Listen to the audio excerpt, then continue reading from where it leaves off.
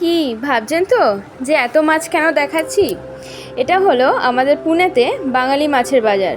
দেখুন সব রকমের বাঙালি মাছ কিন্তু এখানে পাওয়া যায়, আর আমরা এখান থেকেই মাছ কিনি।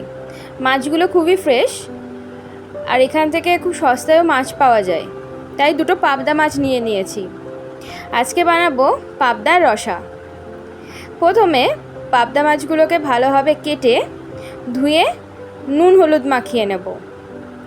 পাবদা মাছ এমনিতেই খুব নরম মাছ, তাই ভাজার সময় বা ঝোলে দেওয়ার সময় যাতে ভেঙে না যায়, তাই দুটো টিপস আমরা ফলো করব।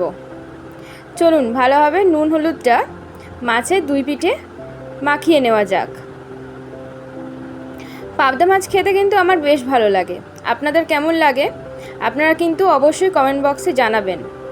আর পাবদা মাছের আজকে একটা রেসিপি আমি দেখাচ্ছি, একদম নতুন রেসিপি। আমরা জেনারেলি সর্ষে পাবদা বা পাবদার দই পাবদা এই সমস্ত রেসিপি খেয়ে থাকি, তবে আজকের রেসিপিটা একদম নতুন। বেশ ঝালঝাল হবে, খেতেও কিন্তু খুব সুস্বাদু। এইভাবে ঘষে ঘষে দুই পিঠে আমি লবণ আর হলুদটা ভালোভাবে মাখিয়ে নেব। মাছটা অনেকটা বড় ছিল, তাই দুটো ভাগ করেছি, নাহলে কড়াইতে জায়গা হবে না কিন্তু। তাই মাঝখান থেকে ভাগ করে নিয়ে রান্না করব।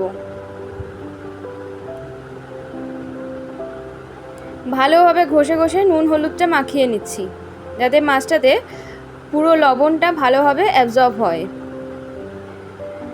নাহলে মাছের কিন্তু টেস্ট বাড়বে না। এরপর সামান্য রাইস ফ্লাওয়ার, যেটাকে আমরা চালের গুঁড়ি বলি, সেটা উপর থেকে এইভাবে স্প্রিঙ্কল করে দিতে হবে, একটু উপর থেকে দিতে হবে। এরপর দিয়ে দেবো বেসন। বেসনটা একইভাবে স্প্রিঙ্কল করে দেবো উপর থেকে। এটা কিন্তু একদম ঘষে ঘষে মাছের গায়ে মাখাবেন না, জাস্ট ড্যাপ করে দিতে হবে এইভাবে। দু পিঠেই করে দেব। এক পিঠে করে দিয়েছি, আরেক পিঠটা বাকি ছিল সেটাতেও করে দিচ্ছি। অল্প চালের গুঁড়ো আর অল্প বেসন নিয়ে ভালোভাবে মাছটাতে এইভাবে ড্যাপ করে দিতে হবে, যাতে ভাজার সময় বা ঝোলে দেওয়ার সময় মাছটা যাতে ভেঙে না যায়। এমনিতে খুব নরম মাছ পাবদা মাছ। চলুন এবার কড়াইতে খানিকটা সর্ষের তেল দিয়ে, তেল গরম হলে মাছগুলোকে আমরা ভালো করে লাল লাল করে ভেজে নেব। আমি ঢাকা দিয়ে মাছটা ভাজছি, কারণ মাছটা থেকে খুব তেল ছিটিয়ে গায়ে আসছিল। এইভাবে লাল লাল করে ভেজে নিতে হবে। দেখুন মাছগুলো কিন্তু ভাঙেনি, সুন্দর আছে। এবার একটা মশলা বানিয়ে নেব। অল্প 4টে স্লাইস নিয়ে নেব আদা, 7-8 কোয়া রসুন, 6-7টা শুকনো লঙ্কা,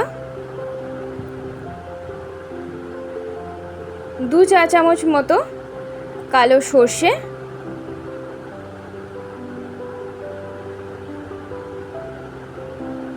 আর হাফ চা চামচ মতো নিয়ে নেব পোস্ত।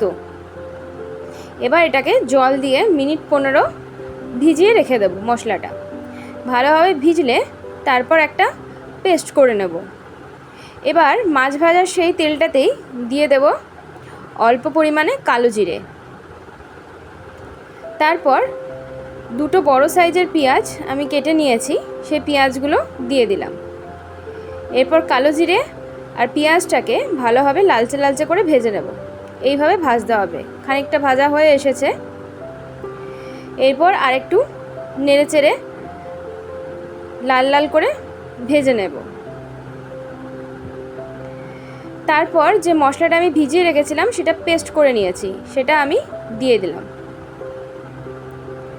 দিয়ে আরেকটু ভালোভাবে নেড়ে চেড়ে নিয়ে আমি ঢাকা দিয়ে দেবো কিছুক্ষণের জন্য। তারপর দিয়ে দেবো হলুদের গুঁড়ো, তারপর দিয়ে দেবো অল্প কাশ্মীরি লাল লঙ্কার গুঁড়ো। কাশ্মীরি লাল লঙ্কার গুঁড়োটা প্রতিবারই রঙের জন্য আমি ব্যবহার করি, ঝালের জন্য নয়। শুকনো লঙ্কা অলরেডি দিয়েছি ঝালের জন্য। এভাবে নেড়ে চেড়ে ভালোভাবে কষিয়ে নিতে হবে। যতক্ষণ না মশলা কষে আসছে ততক্ষণ কিন্তু আমাদের নাড়াতে হবে। এরপর দুটো ছোট সাইজের টমেটোর পিউরিও ইউজ করতে পারেন, আবার টমেটো বেটে নিয়েও সেটা আপনি ব্যবহার করতে পারেন। পুরো মশলাটাকে ভালোভাবে কষিয়ে নিতে হবে যতক্ষণ না তেল ছেড়ে আসছে। এইভাবে ভালোভাবে নাড়তে হবে। ঢাকা দিয়ে দিয়ে মশলাটাকে কষে নিলে আরও ভালো তাড়াতাড়ি কষে যাবে। এভাবে দেখুন জলটা অনেকটাই কিন্তু শুকিয়ে এসেছে। এইভাবে তেল ছাড়া ছাড়া করে ভাজতে হবে। যখন মশলাটা ভাজছিলাম বেশ কিন্তু সুন্দর একটা গন্ধ আসছিল। এরপর খানিকটা গরম জল দিয়ে দেব। মশলাটা বারে বারে নেড়ে নিচ্ছি জল দিয়ে। এরপর 7-8টা কাঁচা লঙ্কা দিয়ে দেব।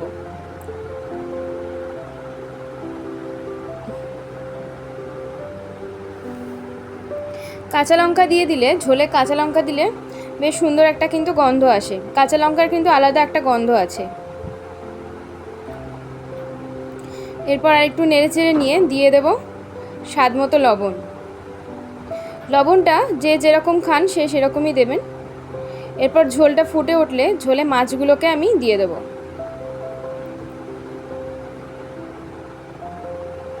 ভালোভাবে ঝোলের মধ্যে আমি মাছগুলোকে ডুবিয়ে ফুটিয়ে নিচ্ছি।